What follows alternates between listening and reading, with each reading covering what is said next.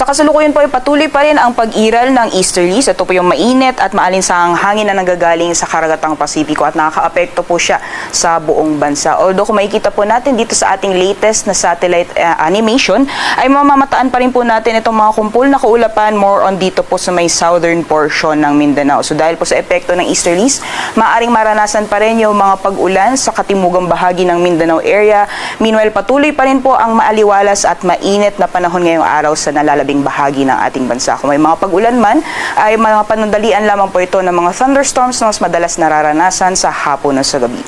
Wala din po tayong binabantayan na low pressure area o bagyo sa loob at labas ng ating Philippine Air Responsibility at sa mga susunod na araw ay inaasahan po natin na unti-unti po ulit magpaparamdam itong northeast monsoon o hanging amihan, ngunit inaasahan po natin na makakaapekto lamang po siya dito sa may bahagi ng northern Luzon. So magpapatuloy pa rin yung mainit na panahon sa nalalabing bahagi ng ating bansa na may mga posibilidad ng mga isolated thunderstorms pagdating sa hapon o sa gabi.